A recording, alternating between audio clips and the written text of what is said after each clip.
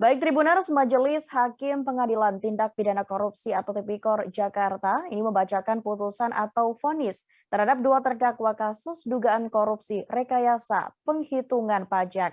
Dua terdakwa yang dimaksud yakni mantan Direktur Pemeriksaan dan juga penagihan Direktorat Jenderal atau Ditjen Pajak Kementerian Keuangan, Angin Prayitno Aji, dan ex-kepala Subdirektorat Kerjasama dan Dukungan Pemeriksaan Ditjen Pajak Dadan Ramdhani.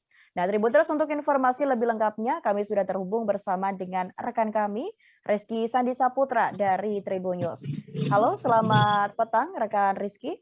Selamat petang, rekan Mufti dan juga Tribuners dimanapun berada. Baik, rekan Rizky. Bisa Anda informasikan untuk agenda sidang hari ini seperti apa, rekan Rizky? Ya, jadi rekan Mufti bisa disampaikan bahwa pada hari ini Jumat 4 Februari 2022, Pengadilan Negeri Jakarta Pusat atau Pengadilan Tindak Pidana Korupsi atau Tipikor kembali menggelar sidang lanjutan perkara dugaan tindak pidana suap terkait dengan rekayasa pajak yang menjerat dua ex pejabat Ditjen Pajak dari Kementerian Keuangan, yakni Angin Prayitno Aji dan juga Dadan Ramdhani. Begitu. Ini merupakan sidang putusan atau sidang vonis yang digelar oleh Pengadilan Tipikor terhadap kedua terdakwa tersebut. Sebagai informasi Mufti, ini merupakan sidang tundaan setelah sebelumnya Pengadilan Majelis PN Tipikor menyatakan belum siap begitu untuk menggelar sidang yang sejatinya digelar pada Kamis 3 Februari kemarin. Itu didasarkan karena pada beberapa pekan sebelumnya PN Tipikor sempat lockdown akibat melonjak ya kasus COVID Omicron di lingkungan kerja PN Tipikor. Begitu Mufti, dan tadi sidang dimulai pada pukul 2 sore begitu dan selesai tadi pada pukul 4 sore begitu.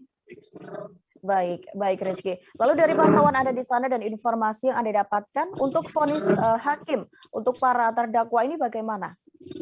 Ya, jadi Mufti bisa dijelaskan bahwa pada perkara ini kedua terdakwa baik ini Angin atau Dadan Ramdhani dinyatakan bersalah gitu melakukan tindak pidana suap dengan diduga menerima uang sekitar 55 miliar terkait dengan pengurusan pajak gitu.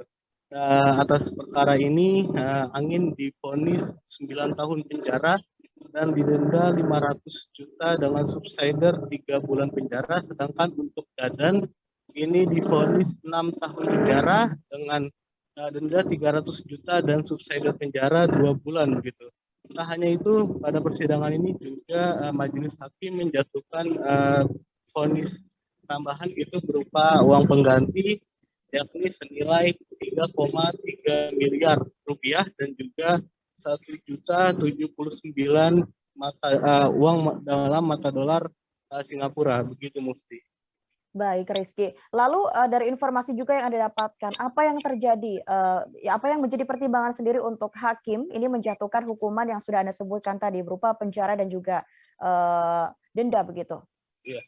Ya, jadi dalam pertimbangannya hakim menjatuhkan hukuman 9 tahun untuk Angin dan 6 tahun untuk Dadan itu karena ada dua pertimbangan, yakni hal yang memberatkan dan juga hal yang meringankan. Adapun hal yang memberatkan sikap dari atau tindakan dari keduanya ini dinyatakan tidak mendukung program pemerintah dalam upaya memberantas korupsi, kolusi, dan nepotisme.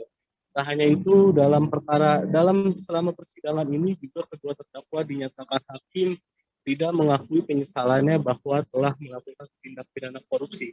Adapun hal yang meringankan tadi hakim menjelaskan kalau kedua terdakwa ini bersikap sopan di dalam persidangan dan juga tidak bertele-tele begitu.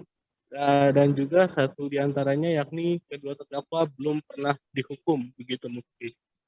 Baik. Lalu bagaimana setelah mendapatkan hukuman dan dibacakan hukuman untuknya begitu?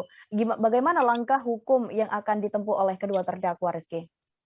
Ya, jadi dalam perkara ini tadi Hakim Ketua Majelis Pengadilan Tindak Pidana Korupsi yang Fazal Henry menanyakan kepada kedua terdakwa terkait dengan respon atas putusan ini. Keduanya menyatakan untuk berpikir-pikir dahulu atau untuk bermusyawarah terlebih dahulu kepada kuasa hukum untuk melanjutkan proses hukumnya ini.